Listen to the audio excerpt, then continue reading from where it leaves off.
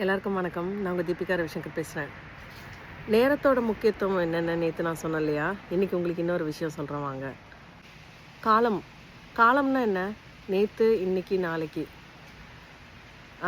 நேற்று என்பது கனவு, நாளை என்பது என்ன நடக்கும்னு நமக்கு தெரியாது. இன்றைக்கி மட்டும்தான் நம்ம கையில் இருக்குது அப்படின்னு நீங்கள் நிறைய கேள்விப்பட்டிருப்பீங்க.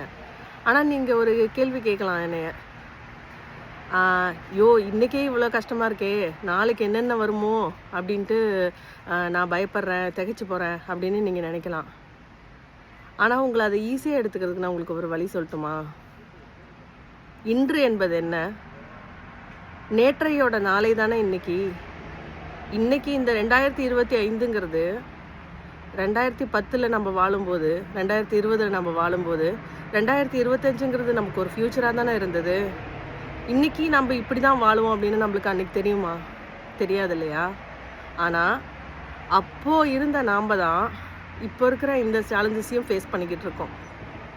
அதே மாதிரி தான் 2030 வரப்போகிற சேலஞ்சஸையும், ஃப்யூச்சரில் வரப்போகிற சேலஞ்சஸையும் அது என்னவா இருக்குன்னு நமக்கு தெரியலைனாலும் நம்ம ஃபேஸ் பண்ண தான் போகிறோம். ஏன்னா இன்றைக்கி தான் நேற்றையோட நாளை. அதை நம்ம ஃபேஸ் பண்ணணுன்னா நாளை வரப்போகிற சேலஞ்சஸையும் நம்ம ஃபேஸ் பண்ண முடியும். ஸோ இன்றைக்கு என்ன பண்ணுறோன்றதில் ஃபோக்கஸ் பண்ணுங்கள். எல்லாருக்கும் நன்றி. Have a wonderful day. Stay positive.